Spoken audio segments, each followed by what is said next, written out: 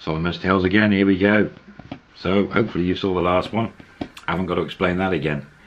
He sat in McDonald's having his breakfast, waiting for these two girls, A and B. A, the bad girl. So sure enough, he hasn't even finished his breakfast. It's only probably 8 o'clock and he can see them walking down the road. And it is they. It's not the tall thin girl. She's not there.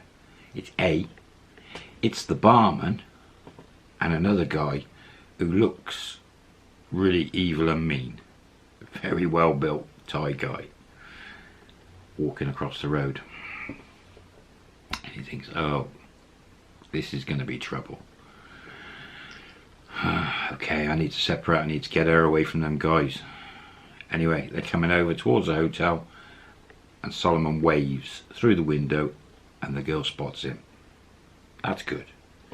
So the three of them walk towards McDonald's, and this is the lucky bit for Solomon. The two guys stop at the bottom of the stairs, some steps up into the shopping centre, and that A girl comes up the steps in through the double doors and straight over to him on her own, and the two guys are literally 10 metres away watching. Solomon says, sit down. Says to her, I'm not happy what you do. I want this finished now. I come again, Hatyai, I not want any problems. I not want to see you again. You understand? She's, yep. She says 3,000 baht for me, 500 baht for B or whatever her name is. Solomon says, I pay you this. You go away, everything finish, and no problem for me? She says, yes. He puts his hand in his back pocket, pulls out 3,500 baht and he puts it on the table and says, everything okay? And she went, yes. She picks the money up and just off she walks. She goes down the steps, waving the money at the two guys, and literally it's 10 foot in front of Solomon. He's looking down at them.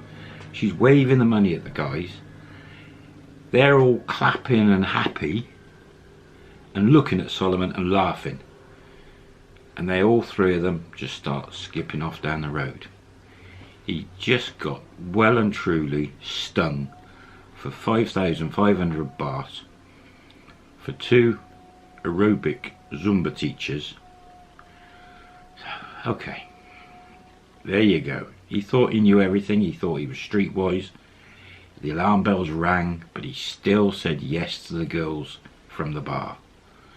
He should have known, well and truly got set up. And he did the best thing by not paying.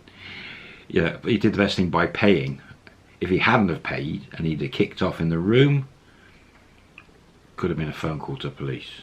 If he'd have kicked off in the morning with those guys out there and said no, again, could have been police involvement, could have been anything. It's just he wants to stay in Thailand and he wants to find some work. He cannot afford to get in trouble anywhere. You want to stay below the radar in Thailand. Lesson learned? Well, I don't know. Solomon got himself into trouble well and truly and stitched up. And here he is, sat in Hatyai, when he could have been sat back up in Pattaya with Ning, having no problem at all. Ah, dear, dear, dear. Well, of course this put Solomon in a bad mood, embarrassed, his pride's been hurt. You know, this isn't good.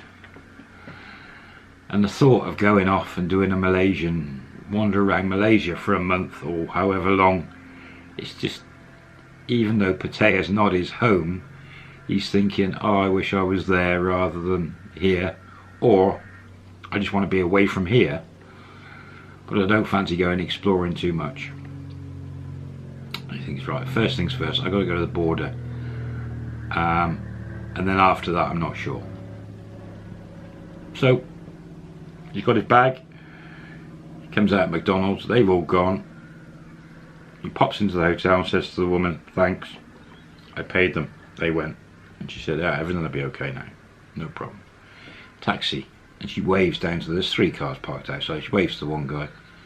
Speaks to him in Thai that Solomon wants to go down to the Malaysian border and do a visa. Go out. So the taxi driver's like, yeah, 700-800 baht, whatever it is. And it's an old Toyota saloon, but quite nice condition for an old car. Solomon jumps in. Guy doesn't really speak any English as such, and he puts on some English music as if that's really what Solomon wants. And off they go. So it's about 40 minutes. Seems about 40 minutes to get down to the border. And Solomon's thinking, right, I'm not going to go Malaysia. I'll just do the visa, get a stamp. That's the first thing. He tells the taxi driver, can you wait here? So I've got to walk through that side, stamp out of Thailand, over no man's land, which is about 10 meters, stamp into Malaysia, cross over the road. It's like 4 little boxes, well, it's 4 little buildings. Stamp out of Malaysia and back into Thailand. So he's got to go to the circle. Anyway, off he goes. Takes his bag with him, just in case he can't get back into Thailand for any reason. And actually the taxi driver says to him, pay me now. And Solomon, he just gives him 1,000 baht and said, just wait. The driver's like, okay, thanks. That's in case he can't get back into Thailand, he'd be losing his money. So Solomon does the 4 boxes, takes about 30 minutes. Comes back in, and in the time he's done that, he's thinking to himself, new day, excuse me, new day, let's do something different. Where am I? I'm on the south coast of Thailand. I won't go back to Pattaya, I won't fly up today. I've got a choice. I could go cross country, 3.5 hours in a taxi, probably 1,500 baht, 2,000 baht, to Krabi. Or looking at the maps, half an hour across to Songkhla beach. Quite a high population of Thai. I mean, it's not really foreigner, it's not really a tourist spot, but it's beach. It's mainly Thai people going to be there. He thinks that's only half an hour away and it doesn't feel quite right. But maybe I'll go there, have a night over there and think about what to do. So he says to the driver, I want to go Songkhla, round there, hotel, beach. Trying to explain to him what he wants, and the driver's like, yeah, no problem. And it's only, again, it's about 500 baht. So, okay, jumps in the car. He's got his new visa, so he's got a 30-day stamp, which he can extend again for another 30 days at immigration. So in the taxi, off they go.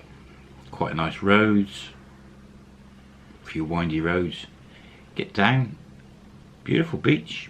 Nothing, the sand doesn't look, from the car, it doesn't look, it's sand, but it doesn't look like idyllic, beautiful beaches, like Phuket and places.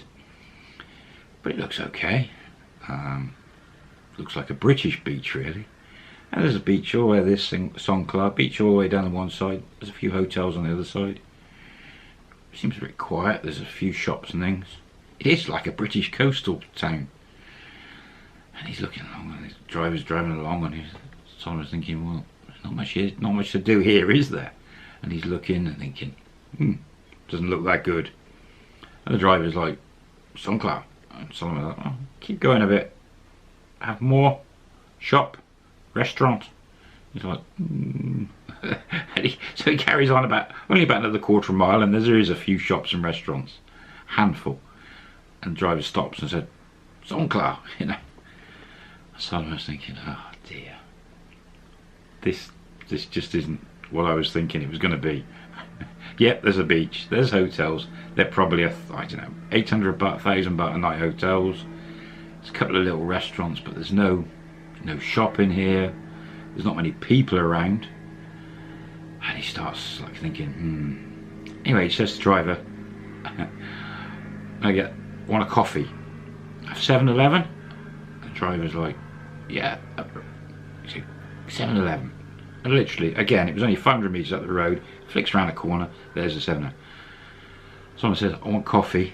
You want anything? And he's like, no, no, no. I'm going to get a coffee, cigarette. I'm going to have a think. Stay there. So he's already given him 1,000 baht. So it was 700 or 800 down. Give him a cut 100 tip. He gives him another 500 baht. I said, there. Wait. And off he heads into the 7-Eleven. Yeah, cheapo, nasty coffee. Get some bits and pieces, a bit of food, a bit of pastry and stuff. Pays for all that. Comes out the door, lights a cigarette up, and he's looking around. And he's finding himself in this. There seems to be quite a few, I don't know, different looking Thai people, let's say. A different look about them. But nothing, just didn't feel friendly. It just didn't come across. He'd been around quite a few places in Thailand, but it didn't feel like Thailand. It felt quite strange, actually. And he's thinking, oh dear. So what do? Cross country, Krabi, Hat Yai airport, back to Pattaya. You know, if I go to Krabi, have a couple of days there, there's airport there, get me back up. Or I could even come back cross country and get the train up or whatever.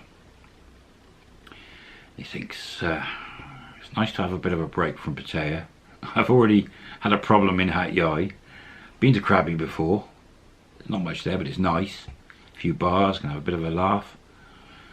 I think, and he's like, He can't make his mind up.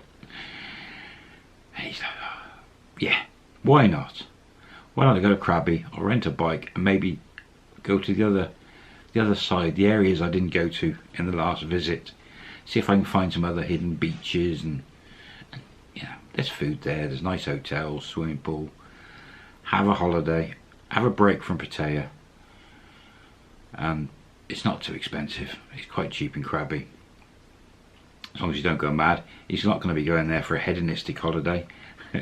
He keeps saying that, doesn't he? Ends up with 2 girls, yes.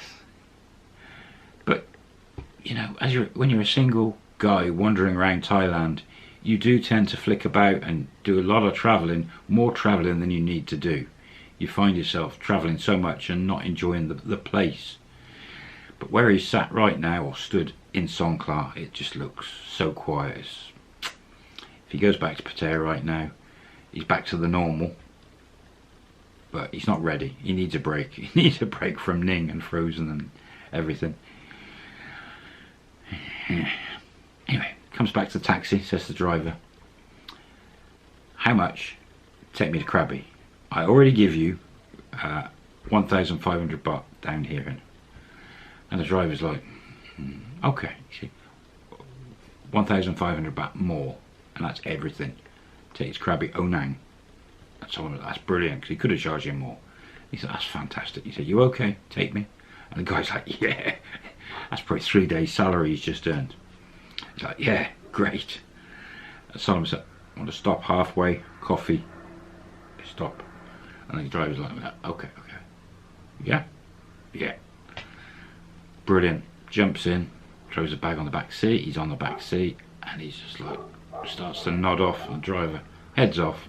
It's a lot of windy roads from Hat Yai to Krabi, a lot, but the scenery is amazing.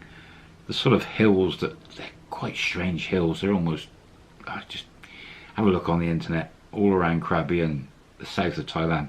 Those roads, amazing, absolutely amazing, but not good as a passenger in a car. That's windy roads.